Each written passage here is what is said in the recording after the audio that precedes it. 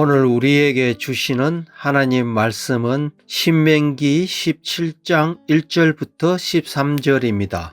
흠이나 악질이 있는 소와 양은 아무것도 내 하나님 여호와께 드리지 말지니 이는 내 하나님 여호와께 가증한 것이 됨이니라. 내 하나님 여호와께서 내게 주시는 어느 성경에서든지 너희 가운데 어떤 남자나 여자가 내 하나님 여호와의 목전에 악을 행하여 그 언약을 어기고 가서 다른 신들을 섬겨 그곳에 절하며 내가 명령하지 아니한 이를 성신에게 절한다 하자. 그것이 내게 알려짐으로 내가 듣거든 자세히 조사해 볼지니 만약 그 일과 말이 확실하여 이스라엘 중에 이런 가증한 일을 행함이 있으면 너는 그 악을 행한 남자나 여자를 내 성문으로 끌어내고 그 남자나 여자를 돌로 쳐 죽이되 죽일 자를 2사람이나 3사람의 증언으로 죽일 것이요 한 사람의 증언으로는 죽이지 말 것이며 이런 자를 죽이기 위하여서는 증인이 먼저 그에게 손을 댄 후에 뭇 백성이 손을 댈지니라. 너는 이와 같이 하여 너희 중에 악을 제할지니라. 내 성중에서 서로 피를 흘렸거나 다투었거나 구타하였거나 서로 간에 고소하여 내가 판결하기 어려운 일이 생기든 너는 일어나 내 하나님 여호와께서 택하실 곳으로 올라가서 레위 사람 제사장과 당시 재판장에게 나아가서 물으라. 그래하면 그들이 어떻게 판결할지를 내게 가르치시리니 여호와께서 택하신 곳에서 그들이 내게 보이는 판결의 뜻대로 내가 행하되 그들이 내게 가르치는 대로 상가 행할 것이니 곧 그들이 내게 가르치는 율법의 뜻대로 그들이 내가 말하는 판결대로 행할 것이요 그들이 내게 보이는 판결을 어겨 자로나 우로나 치우치지 말 것이니라. 사람이 만일 무법하게 행하고 내 하나님 여호와 앞에 서서 섬기는 제사장이나 재판장들에게 듣지 아니하니거든 그 사람을 죽여 이스라엘 중에서 악을 제하여 버리라. 그리하면 온 백성이 듣고 두려워하여 다시는 무법하게 행하지 아니하리라. 아멘. 오늘 본문을 보면 하나님께서 이스라엘 백성들을 제사장 나라, 거룩한 백성으로 세우기 위해 주신 명령이 기록되어 있습니다. 너희 중에 악을 제하여 버리라 라고 하시죠. 어떻게 악을 제해야 할까요? 첫째, 자세히 조사하여 악을 제해야 합니다. 2절에서 7절을 보면 우상 숭배자에 대한 벌이 기록되어 있습니다. 하나님과의 언약을 어기고 하나님 앞에서 악을 행한 자, 곧 우상을 숭배한 자에 대한 규례입니다. 우상 숭배는 과거로부터 지금까지 하나님께서 가장 끔찍하게 싫어하시는 범죄입니다.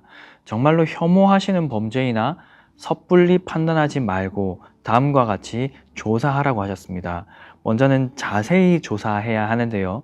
사실 유무를 정확하게 해야 하기 때문입니다. 다음으로 증인을 2-3명 이상 세워야 합니다. 한 사람의 증언으로 할 경우 실수할 수 있기 때문입니다. 사실 파악이 됐을 경우 돌로 쳐서 죽이되 증언을 한 사람이 먼저 쳐야 합니다. 만약 그가 위증을 했다면 양심에 꺼림이 있을 것입니다. 하나님은 생명에 대단히 신중하신 분이십니다. 단 한 명이라도 억울하지 않도록 정말 면밀하게 사실 확인을 한 후 심판하라고 하셨습니다. 돌로 칠 때는 성문으로 끌어내서 죽이라고 하셨죠. 이는 경고의 의미가 담겨 있습니다. 재발을 방지하기 위해 경고 메시지를 주시는 것이죠. 이것으로 인해 이스라엘 백성들 가운데 죄가 반복되지 않는 것이 하나님의 뜻입니다. 이스라엘 공동체 안에 악을 제거하는 것, 거룩한 나라로 세우는 것, 그것이 이 법의 목적입니다. 저는 그리스도인이고 목회자입니다. 그러나 TV에 교회가 나오는 것이 반갑지 않습니다. 교회가 싫어서 그런 게 아닙니다. 드라마나 영화에서 또는 뉴스에서 교회가, 십자가가, 목사가 나오면 대체로 부정적인 모습을 비추기 때문입니다. 기분 나쁩니다. 사랑하는 우리 주님의 이름을 함부로 하는 것에 분노가 일어납니다. 주님의 몸된 교회를 비하하는 것에 울분이 터집니다. 정말 많이 화가 납니다. 그러나 다른 한편으로는 마음이 아픕니다. 아니땡 굴뚝에 연기가 나진 않기 때문이죠. 돈 문제, 이성 문제, 명예와 권력의 문제는 교회 역사에서 계속 있었고 지금도 여전히 그런 문제가 있기 때문입니다. 물론 오늘날 한국 교회의 모습은 여러모로 반성해야 할 점이 많습니다. 얼마나 낯이 뜨거운지 모르겠습니다. 가끔 저희 아이들이 아빠가 목사라는 것을 부끄러워하진 않을까 염려가 될 때도 있습니다. 왜 이런 문제들이 생길까요? 이 땅에 완전한 그리스도인이 없기 때문이죠. 교회 안에 각양의 문제가 일어나는 이유는 인간의 죄악됨과 나약함 때문임을 부인할 수 없습니다. 불완전한 성도들이 모여 있으니 지상교회 중 문제 없는 교회가 없습니다. 지상교회 중 완전한 교회는 없습니다. 그러나 현대교회에는 정말 문제가 많은 것 같습니다. 지금처럼 성경을 배우기 쉬운 시대가 없었지만 성경을 가까이 하지 않습니다. 그에 반해 세상은 너무나 매력적이고 자극적입니다. 예수 그리스도의 아름다움을 보지 못한 자는 반드시 세상의 매력에 빠질 것입니다. 세속의 물살이 정말 거세죠. 하늘을 바라는 소망의 닻을 내리지 않는 한 우리는 언제든 영적으로 표류할 수 있는 그런 악하고 음란한 시대를 살아가고 있습니다. 그런데 정말 안타깝게도 수많은 그리스도인들이 세상에서 힘을 잃고 이리저리 표류하고 있습니다. 세속의 물살을 거스르는 힘 있는 그리스도인들이 되어야 하나 그 물살에 몸을 맡기고 파도 타기 하며 즐기는 것처럼 보일 때도 있으니까요. 어떻게 해야 할까요? 거룩을 회복해야 합니다. 그리스도의 각 지체인 우리 개인의 삶이 더 온전한 거룩을 회복해야 합니다. 주님의 몸된 교회가 회복되어야 합니다. 오직 하나님 아버지께 영광을 돌리고 오직 주 예수 그리스도께서 주인이 되시며 오직 성령님의 인도하심을 따르는 거룩한 교회로 회복되어야 합니다. 만약 우리 안에 어떤 문제가 발생한다면 우리는 말씀의 원리로 해결해야 합니다. 하나님 앞에서 이 문제를 다루어야 하죠. 세상의 원리로 접근하지 않아야 합니다. 사사로운 유익에 흔들리지 않아야 합니다. 얽히고 설킨 이해관계에 매여 쉬쉬하며 넘어가지 않아야 합니다. 하나님 앞에서 말씀의 원리를 따라 공평과 정의를 세워 악을 제해야 합니다. 거룩해야 하는 것이죠. 간절히 소망합니다. 저와 여러분 모두가 어제보다 오늘 더 거룩할 수 있기를 소망합니다.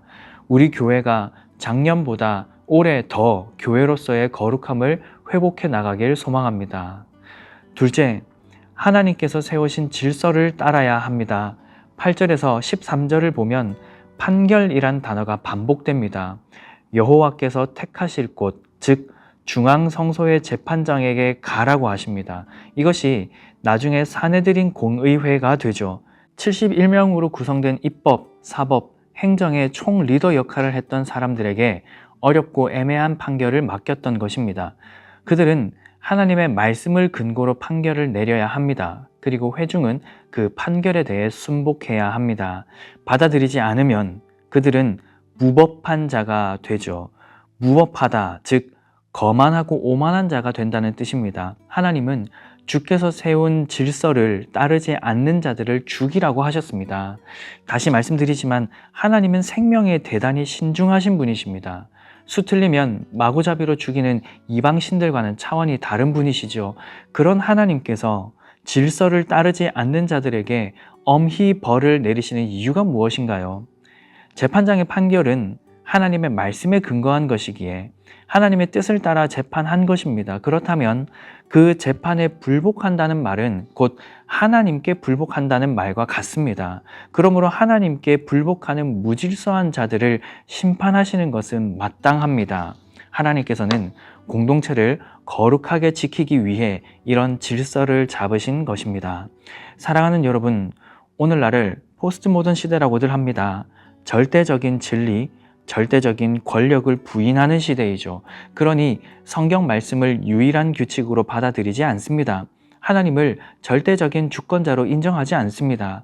주께서 세우신 교회의 직분자들을 꼭 따라야 하는지 의문을 품습니다. 당회와 재직회, 공동의회에서 결의한 사항이 얼마나 무거운 것인지 인지하지 못합니다. 사랑하는 여러분, 하나님은 무질서의 하나님이 아니십니다. 하나님은 질서 있고 조화롭게 세상을 다스리시는 분이시며 교회 역시 주께서 정하신 질서를 따라 세워 가십니다. 우리가 세례와 입교를 받을 때에도 교회의 관할과 치리에 복종하고 성결과 화평을 이루도록 노력하기로 서약을 했습니다. 세례교인인 여러분, 세례를 받으셨고 입교를 받으셨지 않습니까? 삼위 하나님과 교회 앞에서 그렇게 서약하셨지 않습니까? 하나님의 질서를 따라야 합니다. 물론 우리는 직분자들이 성경의 원리에 맞게 사역하는지, 치리회가 성경의 원리에 맞게 운영되는지 살펴야 합니다. 그리고 결정된 사항은 주님의 질서를 따라 순종하며 따라야 합니다. 세워진 직분자들을 존중해야 합니다. 하나님의 질서를 따르면서 우리 안에 악을 제하는 것, 거룩을 지켜가는 것, 오늘을 사는 우리가 해야 할 일입니다. 말씀을 맺겠습니다. 사랑하는 여러분, 이스라엘을 거룩한 나라로 세우길 원하셨던 하나님은 교회인 우리를 거룩하게 세워가길 원하십니다. 우리 삶에 하나님께서 싫어하시는 죄가 있다면 면밀하게 살펴보십시오. 그리고 회개하셔야 합니다. 악을 제하여 버려야 합니다. 그리고 하나님께서 세우신 질서를 따라 교회를 거룩하게 세워가길 힘써야 합니다.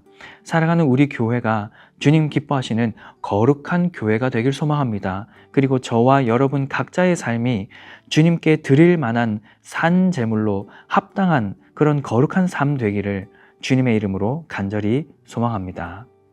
오늘 아침에 함께 기도하실 기도 제목 2가지입니다. 첫째, 우리 교회가 주님 기뻐하시는 거룩함을 세워가게 하소서. 둘째, 오늘 진행되는 어버이 효잔치에 주님 주시는 기쁨과 행복이 가득하게 하소서. 이 2가지 기도 제목으로 기도하시고 개인적인 기도 제목으로 계속 기도하시기 바랍니다.